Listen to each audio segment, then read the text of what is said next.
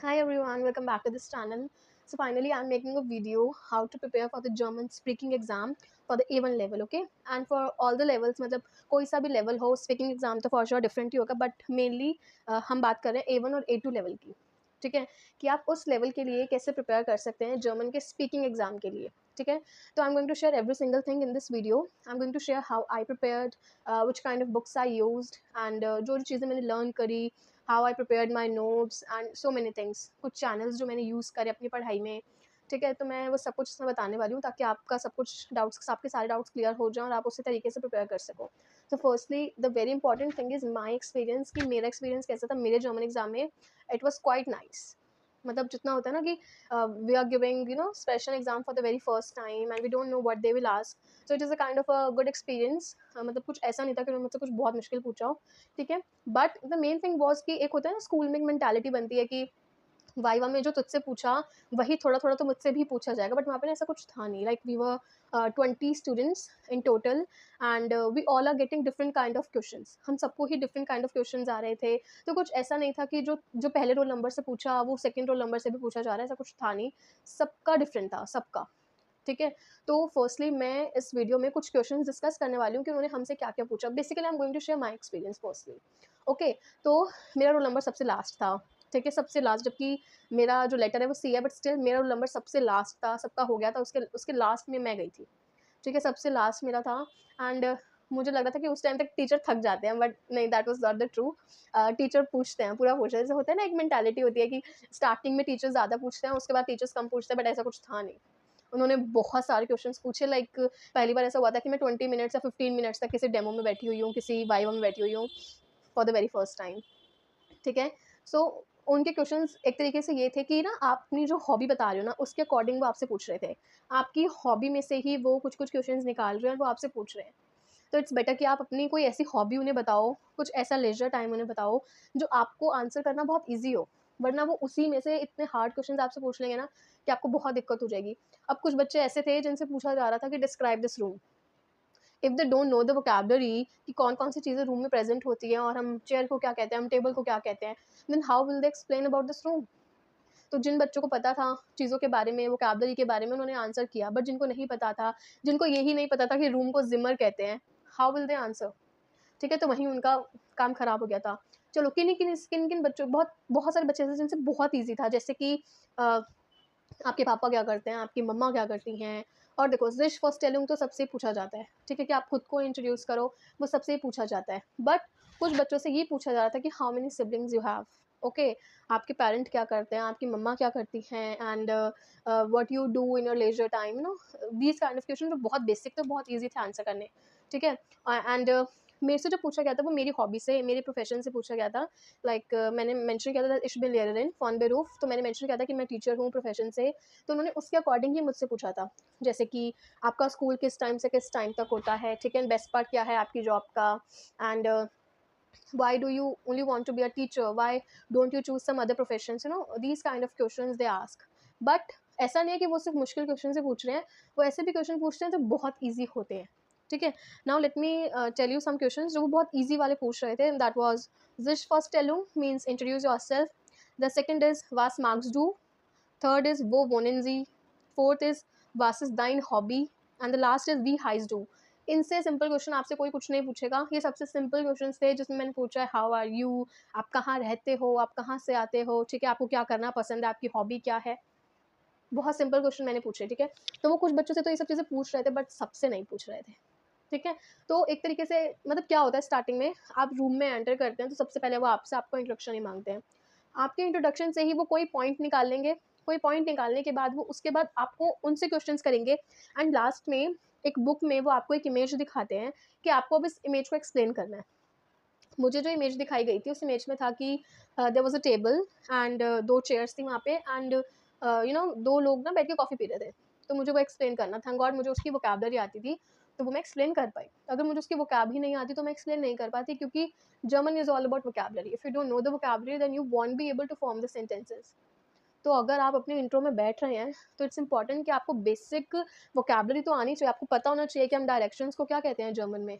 आपको पता होना चाहिए बेसिक वर्ड्स, आपको पता होना चाहिए बेसिक आर्टिकल्स, क्योंकि वो आपका लेवल चेक कर सकते हैं एक दो बच्चों से तो ये पूछा गया था what is accusative and what is dative.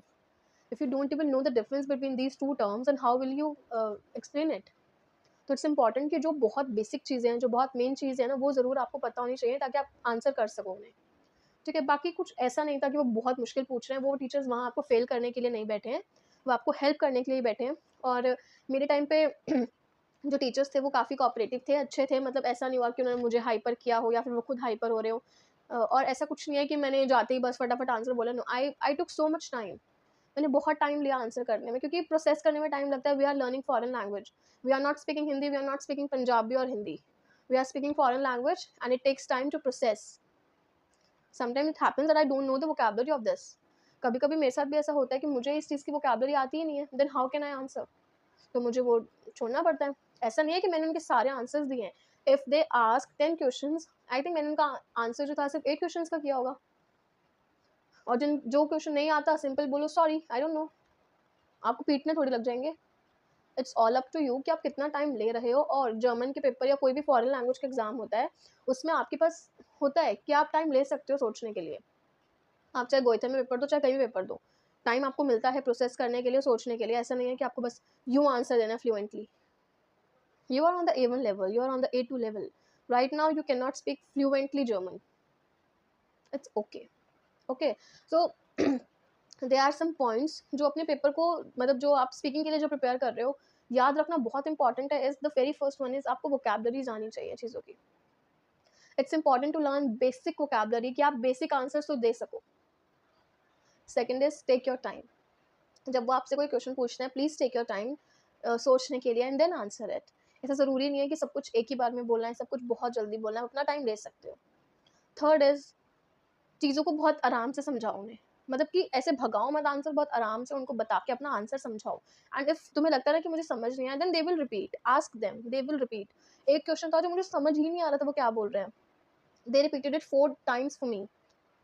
You can ask. If you don't understand कि वो आपसे पूछ क्या रहे हैं, then you can ask. They will help you for sure.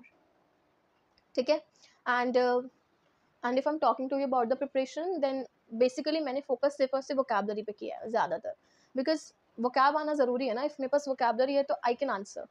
तो मैंने ज़्यादा फोकस वोकैब पे ही किया है. जैसे मैं करती थी कि 15 डेज पर वर्ड पर डे में लेके चलती थी कि 15 to 30 वर्ड्स मैं एक दिन में याद करके उनको रिवाइज़ करूँगी. ठीक है. एंड उन्हीं से भी मैं सेंटेंसेस फॉर्म करने का ट्राई करती थी ताकि वो मुझे याद हो जाए. जो उनके आर्टिकल्स थे वो तो मैं बहुत लिंक करके पढ़ती हूँ. मतलब I can not even explain मैं क्या क्या लिंक करती हूँ, बट मैं उनको लिंक करके ही पढ़ती हूँ जो आर्टिकल्स होते हैं. Because every word has its own article, so it's hard for me कि मैं सबको रट्टाफिकेशन करूँ. वो मुझे याद होंगे ही नहीं. तो इट्स बेटर कि आप उनको थोड़ा लिंक करके समझो, थोड़ा लिंक करके पढ़ो. ठीक है. सेकंड थिंग इज़ कि मैंने ज़्यादातर सेंटेंस मेकिंग पे ज़्यादा ध्यान दिया कि जो मैंने वो क्या याद करी, मैंने उनका सेंटेंसेस बनाए हैं, पैराग्राफ्स लिखे हैं. सम टाइम क्या करती थी मैं कि गूगल पे मैं कोई पैराग्राफ निकालती थी. जैसे example the topic is my family, मैंने वो निकाला एंड देन इंग्लिश में पैराग्राफ आ गया. Now I am trying to translate it into the German.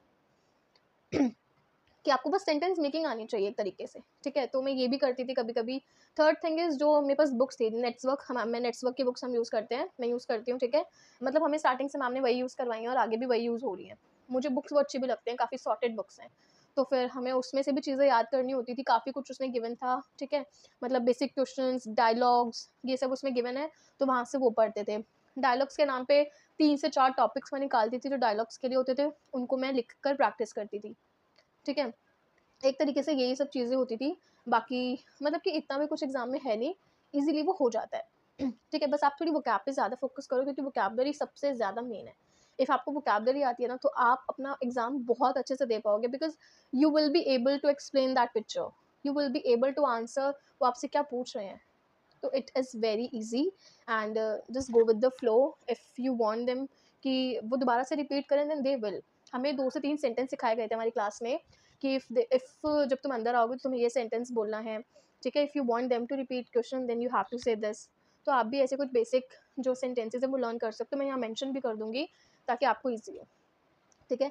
तो my experience was quite nice, it was really nice. Okay. And I learned a lot from that. मतलब मुझे समझ आया कि कैसे सच में हमें अपना वाइवा देना है स्पीकिंग का. Okay. So all the best for you if you have session exam बहुत जल्द. तो ऑल द बेस्ट. ठीक है. And will see you in the next video. Till then bye bye.